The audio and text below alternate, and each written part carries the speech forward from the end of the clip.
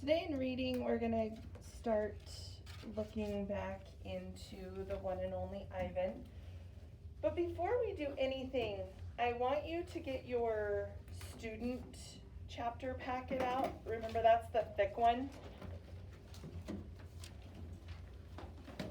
And then turn to the page that says chapters 24 through 32.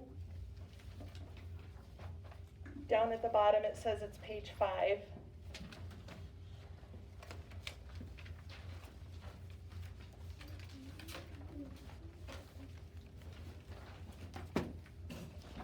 And we're going to take a look at the quick write at the top here, underneath the titles of all the chapters. And the quick write asks us, is there anything in life that you are tired of? Is there ever, different times in our life we get kind of tired of things? Maybe you're tired of always having to eat the same food. Or maybe you're tired of a little brother or sister pestering you all the time. Or maybe you're tired of a big brother or sister bothering you all the time. Or maybe you're tired of not getting to hang out with a friend. I don't know. Is there something that you are tired of? Can you think of something you're tired of?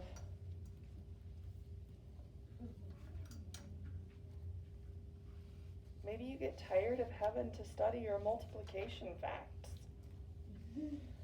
Maybe you get tired of having to do homework. Maybe you get tired of having to get up to come to school. All right, whatever it is that you are tired of, write it down and explain why you're tired of it. Okay, I'm going to give you, do you think 2 minutes is enough time? No. Or do you think you need 3 minutes? 3. Okay, I'll give you 3 minutes to write what you're tired of and why. And we'll see, hopefully you have it done.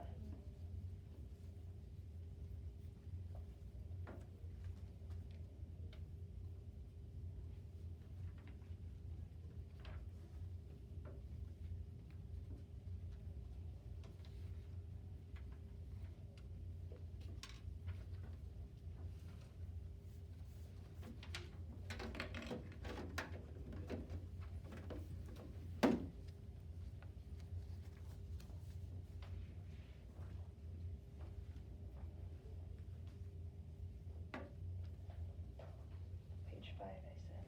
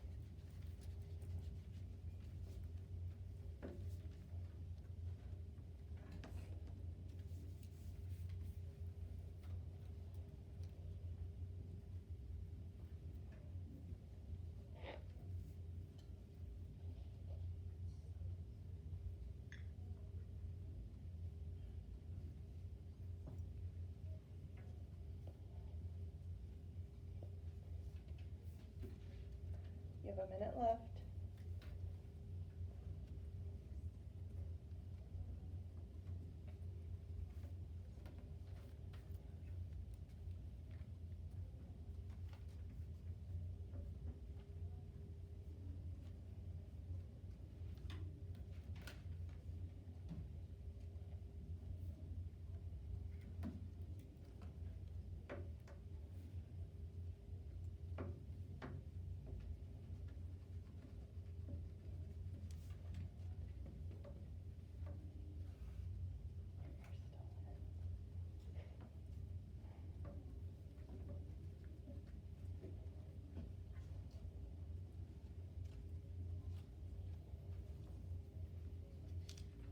start finishing up what it is that you're writing.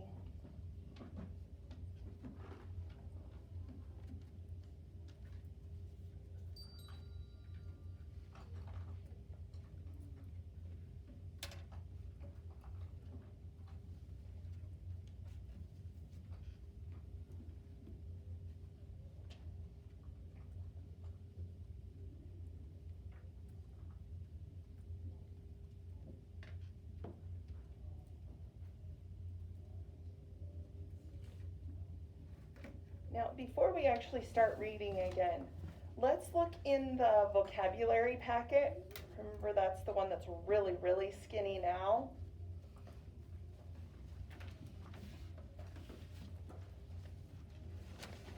It was just the 2 pages now because we tore off some of the other ones. And we're going to be looking at this third group of words here that starts with 24, has 24, 25, 26, 27, down to 32 in that box. Do you see that?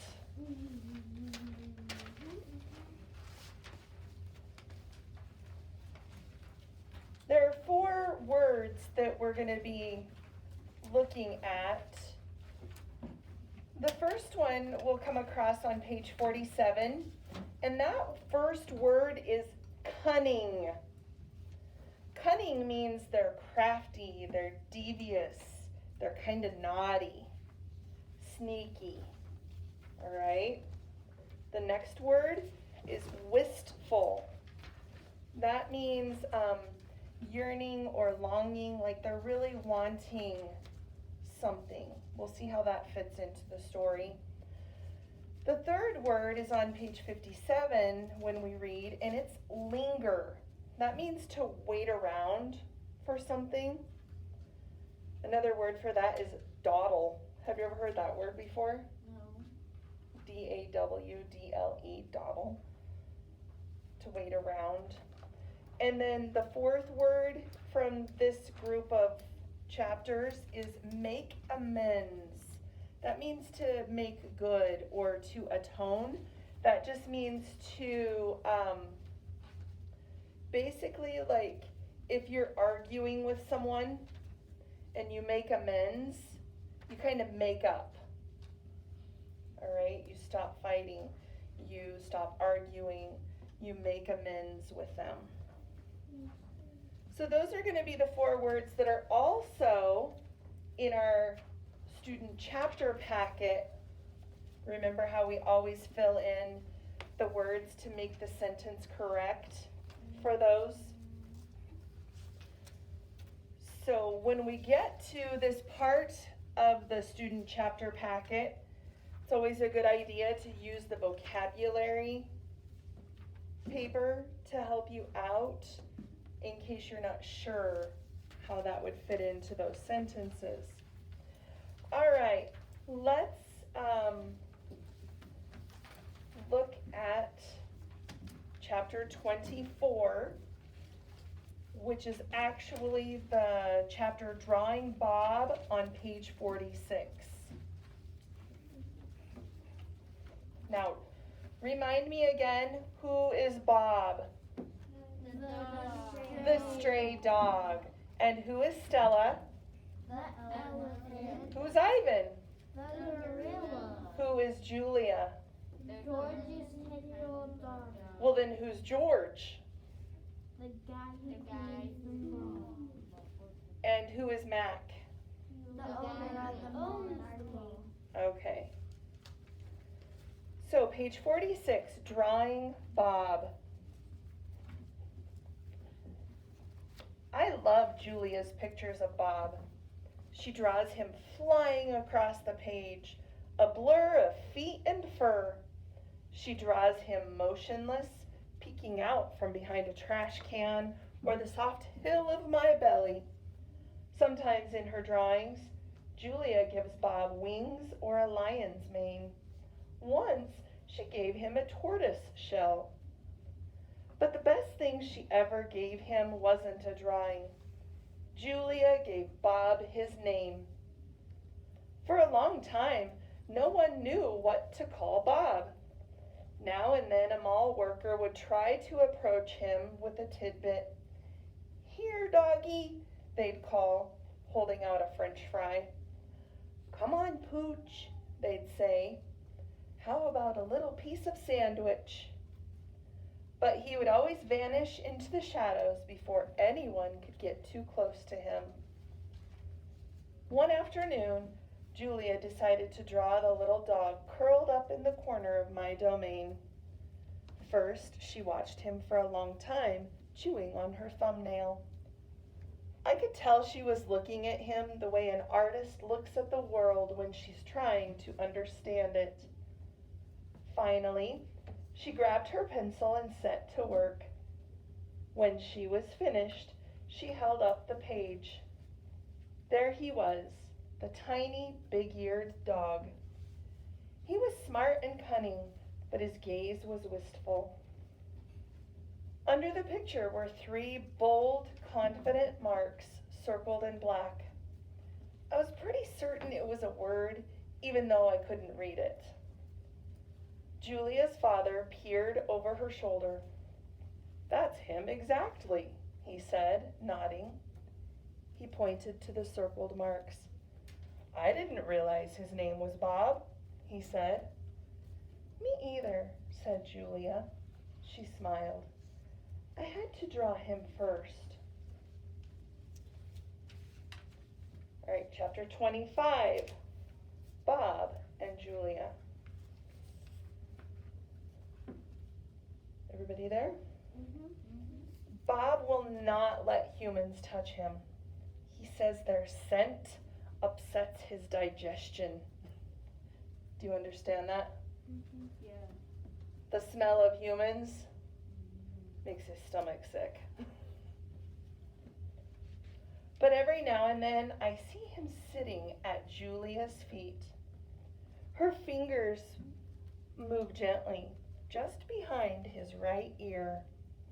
So what does that tell you about Bob? He will only let Julia. Why do you think that is? Because everyone. Turn and talk. I'm going to have you two talk. You two right here talk.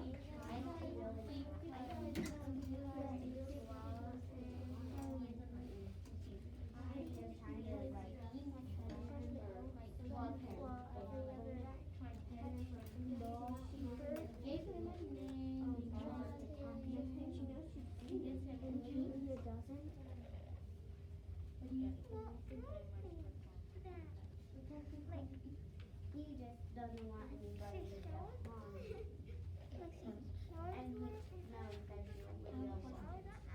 And he knows that you're with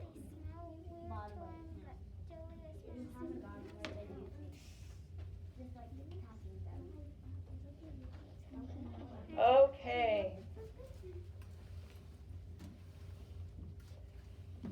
Do you think, now, let me rewind my thoughts. I think Bob didn't have very good experiences with humans before. What do you think? What happened to him and his siblings, his brothers and sisters, when we first were introduced to him in the story? Do you recall what happened? Lucas? That they got dressed up in the middle of the highway. Yeah, they were literally thrown out of a car or truck or something, right? By another dog? No. Who would have thrown him out? A A person, right? A human. So if, let's say someone threw you out of a car, would you trust them? No. No. It's no different for an animal. If somebody does something bad to an animal, are they scared? Yes. Are they afraid of that kind of creature? Mm-hmm. Yeah. So I would think that Bob doesn't trust humans. He doesn't like humans. He's scared of humans because of what happened to him before in his life.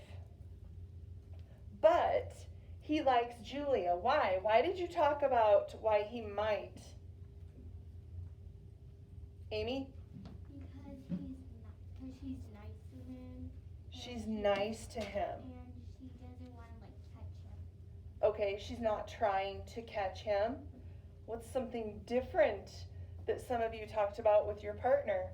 She's not trying to harm him. I agree. She's not trying to harm him or hurt him.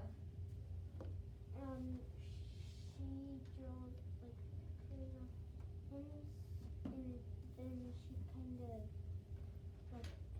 likes Bob and never really forces him to do anything. Okay, doesn't force him to do things. Connor?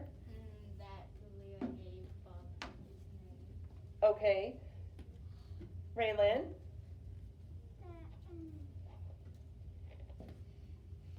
This is a weird one, but Julia showers a lot and everyone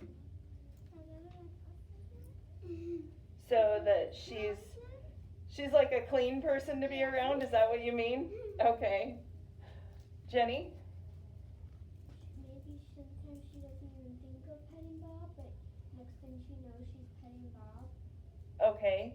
So like not always wanting to pet him, just doing it without even realize she's doing it. Okay. All right. I would agree. I think those are all good reasons why Bob likes Julia. Now we're on to the chapter Mac. Didn't you already read a chapter called Mac? Maybe so, I don't remember. Usually Mac leaves after the last show, but tonight he is in his office working late. When he's done, he stops by my domain and stares at me for a long time while he drinks from a brown bottle. George joins him, broom in hand, and Mac says the things he always says. How about the game last night? And business has been slow, but it'll get better, you'll see. And don't forget to empty the trash. Mac glances over at the picture Julia is drawing. What are you making? He asks. It's for my mom, Julia says. It's a flying dog. She holds up her drawing, eyeing it critically. She likes airplanes and dogs. Mac murmurs, sounding unconvinced. He looks at George. How's the wife doing, anyway? About the same, George says. She has good days and bad days. Yeah, don't we all, Mac says. Mac starts to leave, then pauses. He reaches into his pocket, pulls out a crumpled green bill, and presses it into George's hand. Here, Mac says with a shrug. Buy the kids some more crayons. Mac is already out the door before George can yell, Thanks! Not sleepy. Stella, I say after Julia and her father go home, I can't sleep. Of course you can, she says. You are the king of sleepers. Shh, Bob says from his perch on my belly. I'm dreaming about chili fries. I'm tired, I say, but I'm not sleepy. What are you tired of? Stella asks. I think for a while. It's hard to put into words. Gorillas are not complainers. We're dreamers, poets, philosophers, nap takers. I don't know exactly. I kick at my tire swing. I think I'm maybe a little tired of my domain. Can you understand why he would be tired of his domain? That's because it's a cage, Bob tells me. Bob is not always tactful. I know, Stella says. It's a very small domain. And you're a very big gorilla, Bob adds. Stella, I ask. Yes? I notice you are limping more than usual today. Is your leg bothering you?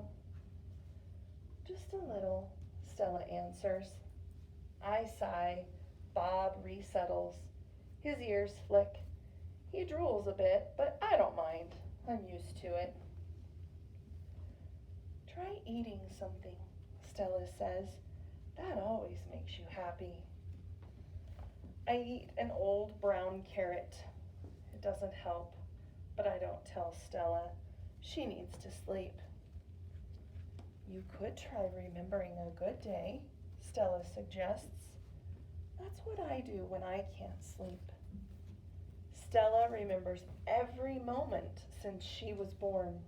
Every scent, every sunset, every slight, every victory. You know I can't remember much, I say. There's a difference, Stella says gently, between can't remember and won't remember. That's true, I admit. Not remembering can be difficult, but I've had a lot of time to work on it. Memories are precious, Stella adds. They help tell us who we are. Try remembering all your keepers. You always liked Carl, the one with the harmonica. Carl, yes. I remember how he gave me a coconut when I was still a juvenile.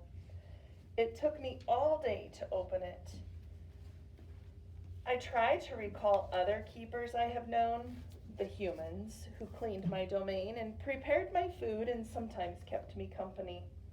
There was Juan, who poured Pepsis into my waiting mouth, and Katrina, who used to poke me with a broom when I was sleeping, and Ellen, who sang, "How much is that monkey in the window?" with a sad smile while she scrubbed my water bowl. And there was Gerald, who once brought me a box of fat, sweet strawberries. Gerald was my favorite keeper. I hadn't had a real keeper in a long time. Mac says he doesn't have the money to pay for an ape babysitter. These days, George cleans my cage, and Mac is the one who feeds me. When I think about all the people who have taken care of me, mostly it's Mac I recall, day in and day out, year after year after year. Mac, who bought me and raised me and says I'm no longer cute. As if a silverback could ever be cute. Moonlight falls on the frozen carousel, on the silent popcorn stand, on the stall of leather belts that smell like long-gone cows. The heavy work of Stella's breathing sounds like the wind in trees, and I wait for sleep to find me.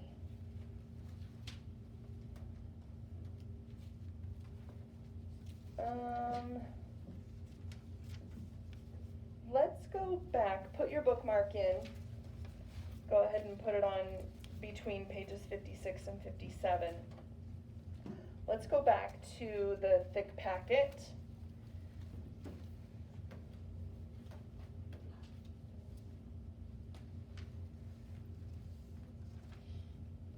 And let's look at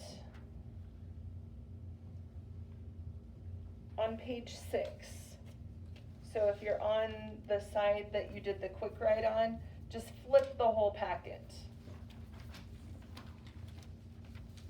Are you on page 6 now? Okay. Look at look at 2.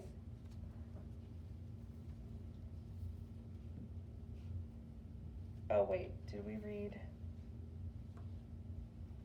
I'm trying to think, hold on.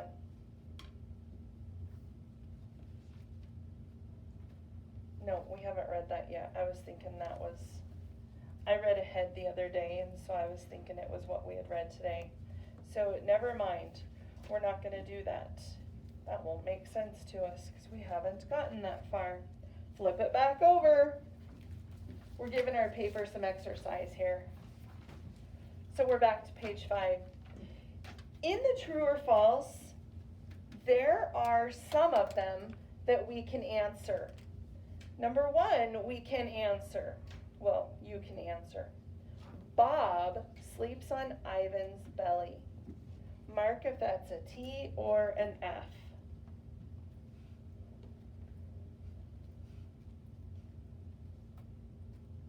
We can't answer 2 yet, so we're going to skip that one.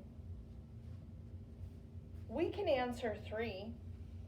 Stella's injured leg is bothering her.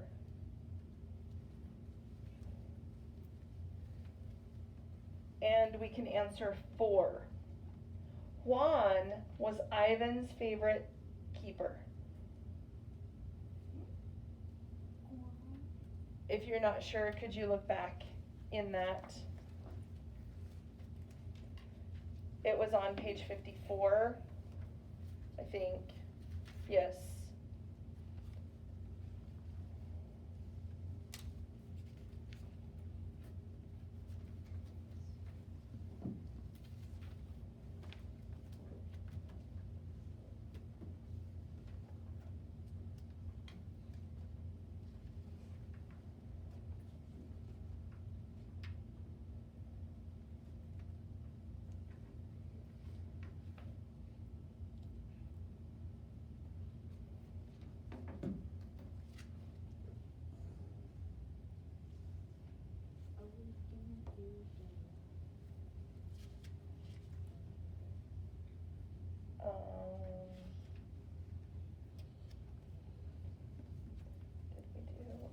Did we read all of the vocabulary words? I can't remember. Not yet. We'll do it later.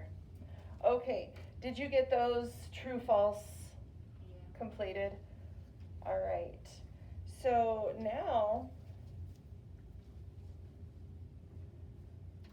let's go back to our book. We're on the chapter The Beetle, which is page 56.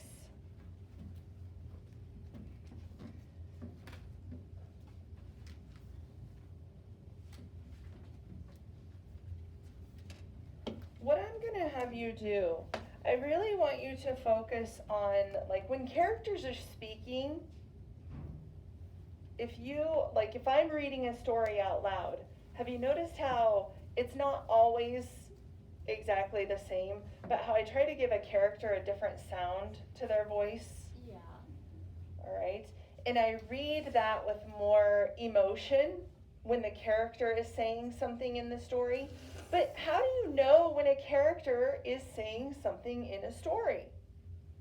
How do we know when Stella's talking, or when Julia's talking, or Bob, or Mac, or any of them? What gives us that indication that they are speaking? Connor?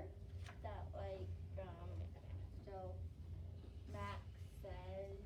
Right, it'll say Mac said. What else gives us a clue that someone is speaking in a story? Amy? Quotation mark. Quotation marks. Remember, they look like the little commas hanging up above those words. All right, so quotation marks. Now, when we practice our sentence reading in phonics, remember how I say read smoothly, read fluently? We're going to really focus on that as we read this next chapter, The Beetle. And it goes from 56 over to 59. So it's a little bit longer for a chapter in this book anyway. But what I'm going to have you do is you are going to partner up. And you and your partner are going to read through that. But you need to think about, I'm skimming through and I see Ivan is talking. I see some quotation marks. but not until page 57. Then I'm looking on 58. Oh, Mac is talking. Then Julia talks. Julia speaks again. Then Mac speaks. All right, so are Julia and Mac gonna have the same sounding voice? No, so I want you to really think about what is the voice that you're going to give each of the characters as you're reading this story. And as you're reading also, in addition to thinking about how their voice is going to sound coming out of your mouth, read it smoothly. You know how some of you, when you're reading, you want to try to read it fast and then it's really choppy sounding? Don't worry so much about how fast you read things. Read it fluently and smoothly. So you're reading out loud, right? Okay. I will partner you up